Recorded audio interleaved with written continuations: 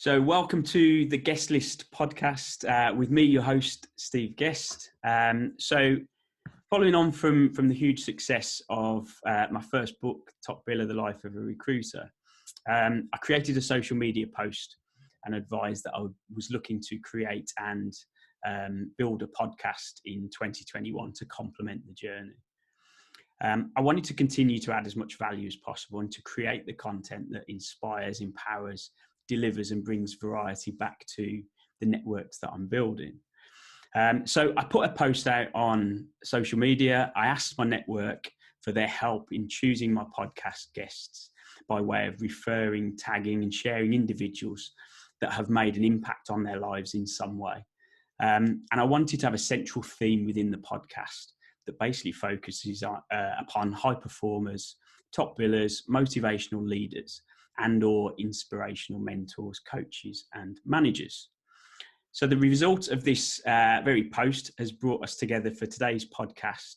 And I'd like to warmly welcome Bart Sobiecki from Hobs Repro. So I'll give you a quick, brief kind of bio for Bart.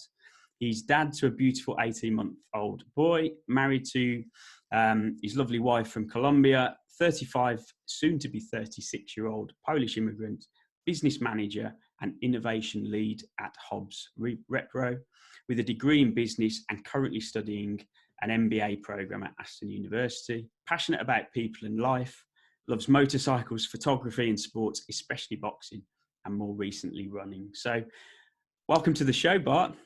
Morning, thanks for having me. Lovely to have you here. So I put forward that post and I asked people to nominate, and you were obviously put forward, I think 2 or 3 times. Why do you feel you were nominated? Well, I must have made some sort of positive impression on the guys I've been working with for the past few years. But I like to, it's probably due to my sort of personal journey since I moved to the UK in 2005. Okay. When I first came to this country, I didn't really speak much English. I came with very little money, and I started working in cafes and selling sandwiches and warehouses and stuff like that. Okay. And yeah, that's where it all began. I then started working at Hobs at some point, and I started working as a courier. They gave me my first job at Hobs was a courier. And so I've moved up from there really in the last, it's 10-12 years probably. Okay. So I'd like to think that it's a fairly positive and successful journey being the manager of 2 businesses in West Midlands now for Hobs. Yeah. I've also graduated in London with a business degree. And like I said earlier, I'm now on course to graduate on the MBA program at Aston University in Birmingham. So yeah, that's probably they nominated me, I think. Do you think, in terms of obviously your internal moves from being a courier to now managing 2 regions, do you think that's helped you on the basis that you've seen what happens in terms of the day-to-day end results of what you've obviously delivering in your couriering, but you get to see it from both sides of how the business works? I think that's definitely helped, working your way up from the most basic jobs and seeing how things are being done. That's definitely helped in a journey. But I think I've always had that sort of internal drive. Yeah. And I've always been quite proactive in my approach to work. So I don't really like sitting idle. I've always liked to keep myself busy. And I think that's been sort of recognised by my then managers, my current managers, and that's I think helped me hugely to basically to get to where I am. So when I asked if you'd kindly come and join me on the podcast show, I asked for 5 points of discussion in regards to your general kind of leadership style and your management and perhaps how you work towards high performance. The first point you made was all about change. What do you feel that is important about change that has enabled you to be better or be different? I think the first most important thing is that we need to realize, the sooner we realize that change is part of our life, the better for us. Especially, as we move towards that sort of digital working space, and technology is playing ever so a more important part of our life. Change is becoming quicker.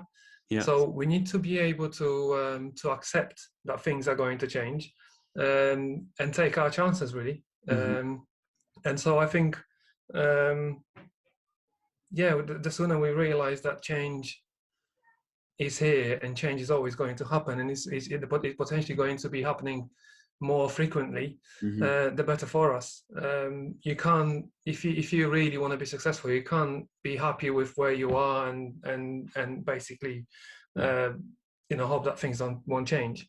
You need to keep up with the changes, and if you can, potentially get ahead of changes. And so that's why I think change is probably one of the most important aspects of our lives.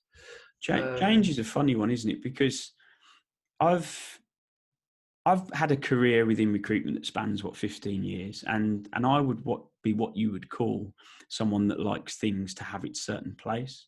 I'm very process procedure. I'm very structured in my approach, and me and the wife have had many an argument where I've got up ready to go to work for 8 o'clock, and she said, "Oh, can you just nip to such and such, or can you just go and do that?" And it causes chaos because in my brain it isn't part of something that I've planned for. So change, I would say, where I'm at, I've always struggled a little bit because I have to have either planned or preempted it to move. And it's something I've had to coach myself over years, that actually positive change is really good. Staying at the forefront of your market or on top of new innovations is integral to keep moving forward. Exactly.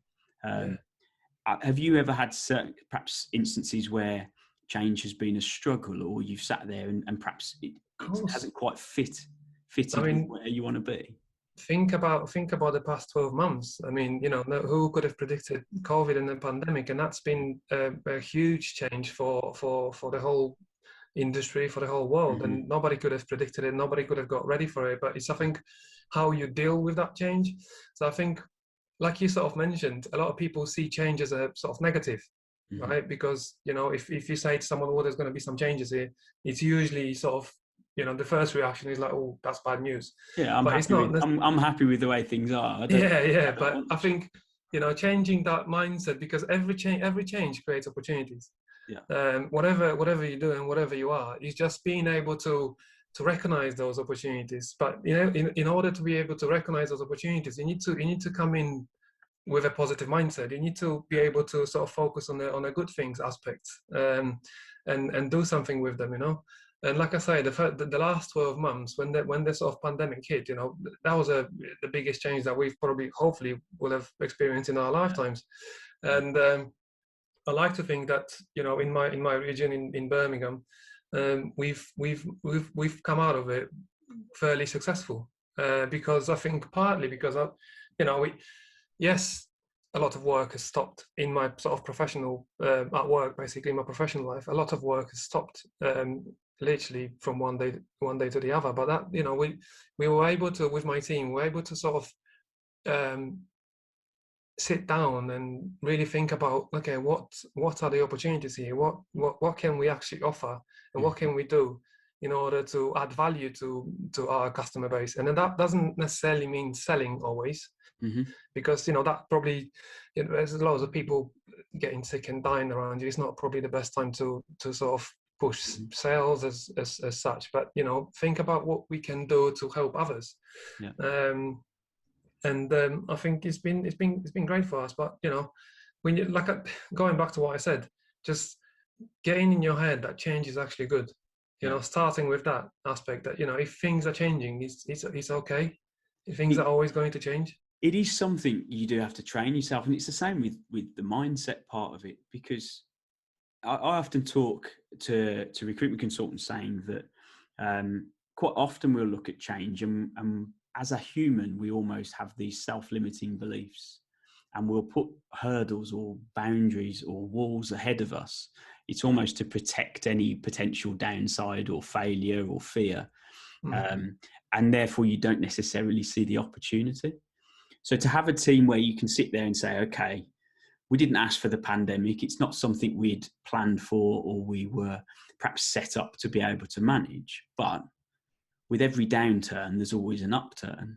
With every negative, there's always a positive. How are we going to sit here and diversify or change our offering that actually adds value back to our audience or our market? And I think without having that sort of conversation, quite often people would just take the back step and they don't do anything, or they feel overwhelmed by everything that's happening. It's I think, you know, when these things like that happen, the easiest thing is to sort of, you know, sit back and hide your head in the sand and pretend that it goes away. But you know, these things don't go away. So it's best to be proactive. And as a leader, I think we have a responsibility to sort of give that confidence and give that bit of reassurance to the people that we work with. And it's basically, mindset is obviously a huge part of it, you know, being able to stay positive in those challenging times and give people a bit of freedom to come up with those ideas, you know, these new ways of interacting with people. It's certainly a big part of it. So mindset, and it comes from us, and you know, it comes from, you know, the confidence, for example. You know, you need to be confident to that we can get through it. You can't lie to yourself, or you can't lie to people when, you know, deep down you know that things are not gonna work out, and then try and convince others that they will. You need to believe in it, I think. How do you keep a positive mindset? Do you have certain exercises or certain things that you perhaps developed or brought in as you've kind of progressed? For me, it's always been exercise. Okay. You know, trying to stay fit as much and move as much as possible. Yeah. So running more recently, boxing, you know, riding my motorbike is a great thing. Obviously, I haven't been able to do it as much last year, but that's why I've picked up running. For example, I used to hate running, but I've sort of grown to like it, because it just allows you to you know, to get positive, to be able to do things. Gives you that sort of energy that's very much needed to be innovative, to think of these different things. You know, it's great. It's almost like meditating. Running is, I find, for me anyway, and riding my motorbike at the same time. You know, you get in a zone. Yeah, it's that natural break, isn't it, from whatever you're contending with during the day. Yeah, I think you need that release where you're just removed from it, where actually you can get that clarity of thought, and you have time for yourself just to recharge and reassess. That's when you sort of, you know, you're halfway through your run, and you all of a sudden something just clicks in your head, and you go, I know what I'm going to do. Yeah. You know, but also maybe little things like, I don't know, having a little notepad next to your bed. Because, you know, I find that just before I fall asleep sometimes, I tend to have these ideas as well. So just, you know, rather than sort of forgetting about it, you just, you know, just make a note in your notepad, and then you can come back to it the next day. Little things like that, really. So one of the best lessons I was taught about mindset, this was going back quite a few years, and I think historically even perhaps stems from being kind of traditional British. If you ask how someone is in England, generally they'll say, I'm not too bad. Yeah. So you're already kind of stating on the negative side of things, oh, I'm not too bad. And I kind of made a decision for myself that whenever anybody asks how I am, a very simple, I'm excellent, I'm fantastic, I'm having a great week. Those sorts of words become part of who you are as you progress. And the fact is, if you use more positive language when you're speaking, and your answers are more engaging, as in positive, great, fantastic, you start to emulate that feeling. But you also, surround yourself with positive sort of energy. That's for sure. That's, you know, I believe in that. But you also, you can't. You need to be um, you need to be realistic, and you also need to recognize that nobody's perfect, right? So I think reflection for me, especially in the last 12 months, has been, just sitting down and just working out, okay, what am I good at? What am I not so good at? What could I potentially focus on to get better at? And just really getting to know yourself, and being honest with yourself. But obviously recognizing that there are things that you're really, really good at. And cherish those things. But also recognize that, there are things that you potentially could do, you could be doing better. And I think, reflection, for me, I've never used to sort of do it that much, but it's partly because of my the MBA course at Aston University, and they sort of made me do it. But it's been great. It's been really, really good. I think just getting to know yourself. Very few people actually do reflect on where they're at. Even as, again, getting back to the recruitment side of things, if I'm giving somebody guidance in terms of an upcoming interview, the preparation I would give them would be, you go in, the standard interview question are, what are your strengths and what are your weaknesses? Generally, you want to be giving 2 or 3 strengths that make you suitable for the role or the company or the business, and how you'll add value. And if you've got weaknesses, you want to be able to say, this is my weakness, but this is what I'm doing to try and ensure it's improving. One of my weaknesses, process, procedure and structured. So sometimes I can be a little bit slower than perhaps the next person. I might be 100% accurate or there and thereabouts, but it might take me a little bit longer. I'm aware that I can be a little bit slower. So I'm working on it, in the fact that I need to speak like I say, up. None of us are perfect, and but knowing your weaknesses and the fact that you're actually proactively doing something about it, that's as much as you can ask from another person, right? Because nobody's perfect. From my weaknesses, for example, I can't multitask. I can't, I can only focus. That's a male thing. Is it? Well, I'm really quite bad at it. Really, I'm definitely not very good at multitasking, so share that weakness. I struggle to listen and make notes at the same time. That's how really? bad it gets. No, I'm all right there. I've always been a copious note taker, but multitasking, I need to focus on the job in hand, get that done, and then move to the next one. Definitely not made for that. So we've worked through the first 3 so far. We talked about change, mindset, reflection, learning to look back and analyse. I'm a firm believer that I love to be able to measure things. I love to be able to see how I can improve, look at those 1% marginal gains in certain areas and actually kind of push on. You mentioned here culture, so importance of the right environment. How important is culture to ensuring that we can empower and we can inspire people around us? I think it's everything. Culture is, if you don't have the right culture, you need. I always think that in order to be successful, you need to be successful with your team. It's very, very difficult to be successful on your own. There's very few people that can do that, I think. But so providing the right culture for people to grow, to be happy, I think is hugely important for people, especially when we're talking about sort of work environment. When people come into work and they feel relaxed and they feel happy and they want to be there. That's the kind of thing you need from everyone in your team, or at least the majority of people in your team, to be successful. And as they, if you can create that sort of kind of culture, people will grow, people will change, and as they change and as they grow, you'll grow with them. And it gives me a great pleasure to watch people grow.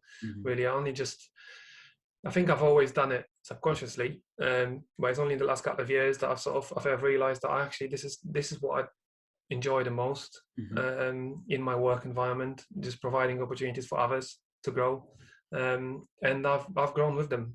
How do you do that? How do you spot what motivates somebody or what engages someone? Because everyone's different. Everyone has a different outlook. You need to create opportunities for people in terms of just most of the time it's just allowing them to do their jobs, plus allowing them to make mistakes, but also allowing them to fix their own problems. Mm-hmm. So it sounds trivial, it sounds really easy, but that's I think that's all it is. Just give people a bit of freedom, and then you will soon see who's the most proactive, who's Mm-hmm. who's willing to take chances, who's willing to go the extra mile, Mm-hmm. who's the best at doing what, basically. And yeah, and it just happens. And It that, takes a bit of time. It does take a bit of time, and sometimes there are people that are not happy. So sometimes people like to be told what to do all the but time. that's a lesson I've learned over the years. I've always been someone that's allowed someone the autonomy to do well and to progress, and I'll provide whatever support they need to get there, and I'll certainly pave the way for them to get there. But quite often you can overmanage people, you can undermanage them, you can give them set tasks, and it might be that you're then seen as the delegator and they don't work as well to that. And I've learned over the years that my management style certainly works for some, it doesn't always work for others, and I've had to adapt as I've grown and perhaps improved what I'm looking to do. How have you faced similar sorts of things where you could perhaps give the same action to two people and they'll take it in different ways and produce different results? But it's almost just going back to a bit to the sort of style of management, if you like. There's got to be a balance, because if so the way I would potentially work with my guys is that, if they come to me with a problem, I'd usually ask, well, how would you go about it? What would you do about it? What do you think is the best solution? And you sort of empower them to to come up with a solution. And since they're doing a job, they are probably the best person to come up with a solution in the first place. Yeah. But I think that empowerment gives them that sort of belief they trust them. It's ownership as well, isn't it? Ownership, yeah. But it needs to be a balance, because some people might see it as you being lazy, as you being not sort of doing your job, almost as in you're the manager, you need to tell me what to do. So Yeah. there's got to be a balance of how you do these things. But in general, I think that kind of approach works for me, and it works for people that that have got it in them and allows them to grow. Yeah. Because you give them more, like I say, you give them more and more of these opportunities, and they will grow into them, and then within time they don't even ask you, they stop asking you, and they do a fantastic job on their own. Well, that's And it. all you And need to do. I think I've always tried to create a team culture where we're all heading in the same direction with the same goals. And I think if you can get everybody on the same path, you're going to get there faster. You're going to get there in a more efficient way. Is that a similar thought process to you? You want everyone to collectively share the journey. It's also the easiest way, I find. I, like, for example, if I'm managing two businesses now, two different buildings, I don't have to be in any of those buildings in order to know that the guys are doing a great job, because I trust them. They've been doing it for the past however many years, and all I need to do is just provide assistance as and when it's needed. So then that gives me a bit more time on, I can focus on other things rather than operational sort of day-to-day kind of stuff. I can focus on slightly different things, and work with our clients and be a bit more innovative and provide that sort of general vision for the business, more than just worry about the day-to-day stuff. Do you find so obviously, again, from my side, it's all sales orientated, so it's very much about targets, it's about KPIs, it's about understanding perhaps that goal for each individual. So what is it you're looking to achieve in the next 12 months, 2 years, 3 years? How are we going to get there? What can we put in place that will get you to your goal quicker? Do you find that, or do you have those sorts of conversations with the people around you to say, what is it that's close to you that I can help with you getting there? And what can we put in place to do that? I mean, we've always got, all of us got targets to hit, right? So there's got to be a bit of sort of financial conversation at some point, and everyone needs to realize that we need to basically provide our sales in order to have business. But you get there, in my opinion, not by sort of focusing solely on those sales and numbers, and hitting someone with a stick. and say, well, you need to. It's more about the support that you can do. To, provide some ideas, make it fun, make it a little bit different, and focusing on the individuals. Yeah, and I speak to my guys as much as I can about where they want to go and what they. So a lot of people in the world don't really know where they want to go and what they want to do. Mm-hmm. So you just want to, so I suppose, provide that environment, the culture where they can be happy, and then sooner or later they'll hopefully find out what they want to do in their life. Mm-hmm. Okay, so as you've obviously growing a successful team around you, what do you feel perhaps over the years have been the best resources that you found, or the best, if you read or listen to audios or go to events, what is it where do you find your inspiration from? I mean, university has been a steep learning curve for me, right? So I studied business in London, and now business administration in Aston, and that's been a great, obviously, platform for me to learn about leadership, about coaching, about business in general. Mm-hmm. So no doubt, I've taken away huge amounts of knowledge from there. But I watch Joe Rogan Experience podcast. I find that hugely inspiring. It's not necessarily business based, but he's got some really in-depth conversation with some influential and some really smart people about the future, about where everything's going. That I find that hugely inspiring. There's a number of people that sort of influenced me over the years. I think Barack Obama is one of these people. I've recently started reading his new book, and I've a huge amount of respect for the guy, and the way he sort of the way he sees the world, I suppose. The fact his values, how he cares about his family, and that kind of stuff. I think even though obviously I don't know him personally, but you sometimes feel that he can't be a bad person, really. Well, that's it. I think the age of everything that's around us with podcasts, social media, and journals, and autobiographies and books, I think we almost feel like we do know these people, even when we haven't met them, and everything is virtual. But you do get to feel like you almost live their lives with them. Yeah, absolutely. But it also gives you a bit of reassurance that if you're going to have someone as a head of a country, you really want them to be a good person to start with. I think that's that's it. It's important for that to be at the heart of everything we do, because I think that it also goes for our work environment, right? If you're going to have a boss, you really ideally want it to be a good him or she or her to be a good person, really, as a base. Right, and then you need people to be genuine around you, and you need people to be honest and ethical, because you need to build that level of trust, whether you're working for someone or managing people that work for you.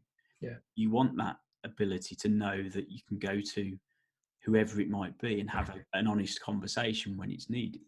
In terms of like an actual resource or a framework or whatever, I think a basic SWOT analysis is something that is so simple. They teach you at first year of university, and it's great. You can apply it to pretty much anything, any situation. You can apply it to yourself. You can apply it to a business. You can apply it to a case study. You can apply it to really anything. Focus on strengths and your weaknesses, opportunities and threats. It's great it's like a reflection tool, really. It's not really meant to be, I don't think, a reflection tool. It's more used for sort of business purposes, but you can use it as your own reflection tool.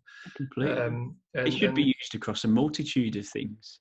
If you take the time to actually analyse where you're at and how the business is going, or the staff around you, the office, the results, they all fit into those sorts of SWOT analysis. But many people won't do it. Many people don't take the time to reflect and go through things. The only reflection, it doesn't always have to be something that's really time consuming. You don't have to spend days and days and days on reflection. Sometimes you just do it quickly in your head. And the more you do it, the sort of easier it becomes and the quicker you do it. Mm-hmm. But it's definitely one of those tools that, you know, I've stuck with me, you know, for all these years, and I now do it in my head, you know, sometimes when I'm sort of weighing things and, you know, thinking about certain problems or certain opportunities. Yeah. So Okay. definitely So that, yeah. the final point you've put down here is the importance of giving back. Yeah. So how does that fit into your life? Where does that come from, and what motivates you to put that as a key point? To be honest, it usually comes from within my team. I work with some great people, and over the years we've done a number of things to sort of try and give back, you know, because like I say, if I see myself as a successful person, I want to make, not everyone has been that lucky, because I think there's a certain, you know, you can be as proactive and as hardworking as you want. If you don't get a bit of luck in your life, sometimes things just happen, you know, and there's people out there that need help, and I think, you know, I'm in a position to give a little bit back, and it doesn't always have to be financial sort of support. It doesn't have to be connected with money in any way. Mm. It's just you know, supporting charities. I've actually, after the call, I'm going to donate my plasma. I had COVID, you know, I was ill with COVID in October. Yeah. And since then I've been going every couple of weeks to donate plasma. It doesn't cost me anything. But if I can help someone, potentially even save someone's life, Yeah. It's huge. at zero cost, it literally takes an hour out of my time. Yeah. It's huge, and you know, it makes me feel good. But hopefully, you know, it's like I said, like everything else in life, it just rubs off.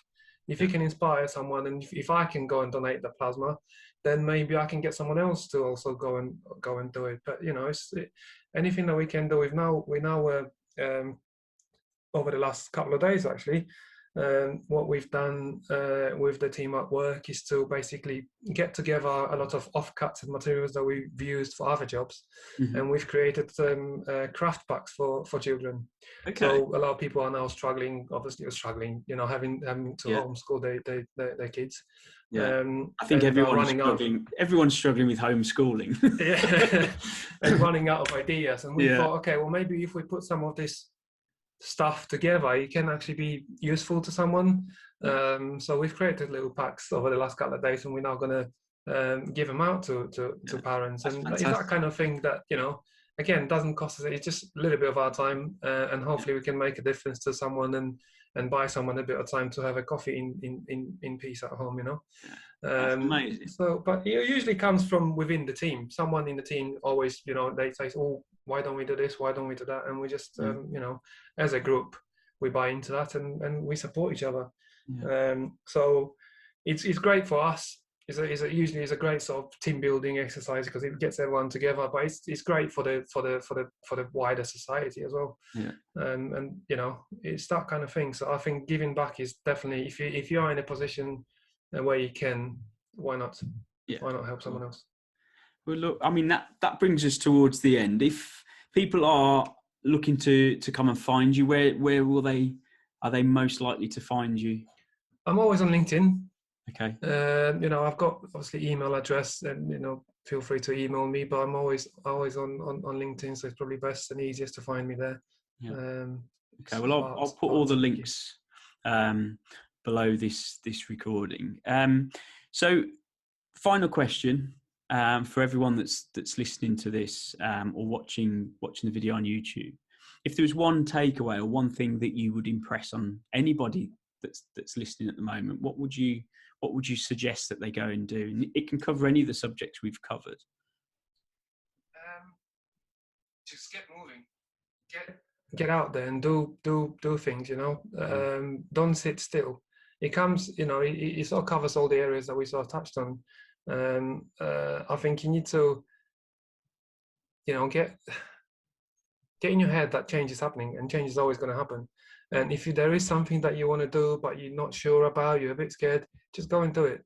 You know, just get a bit of sort of confidence, and go and do it. The chance, you know, that you might not be successful, but the more you try things, the more of a chance you're going to have to be successful. And just focus on that, you know, especially if you know what you want to do, you just don't know. Just try everything. So true, isn't it? So many of us stop from ever doing something we want to do because of the fear factor. Yeah. And actually, it just becomes. I was one of those people, and I think when you get to the point where you just say yes and then worry about it afterwards, Yeah. I'm far more over that side now than I've ever been, and it's the best thing I've ever done. People just tend to overthink stuff, you know, Yeah. just worry about things that you can't even influence. So you might as well just, sometimes just do it. You just got to, Yeah. just got to bite the bullet and do it, and things work out. Things always work out in the end. That's it. So yeah, that would be my one piece of advice. And And then people like doers as well. People like to be to sort of hang out with people that are, energetic and are willing to take a bit of risk. Yeah. And then soon you start sort of developing that culture around you, and it's yeah, for me it's just, and it keeps you, for if you want to have the energy, you need to stay active. So you need to have some sort of form of exercise, and that's really good for you, for your mental health, for all these kind of things. So yeah, just get moving, get going. But thank you so much for spending some time with me today. No, thank you, Steve. Thanks for having me. It's been great. It's My been first an absolute podcast as well. pleasure. So awesome. Thank you very much.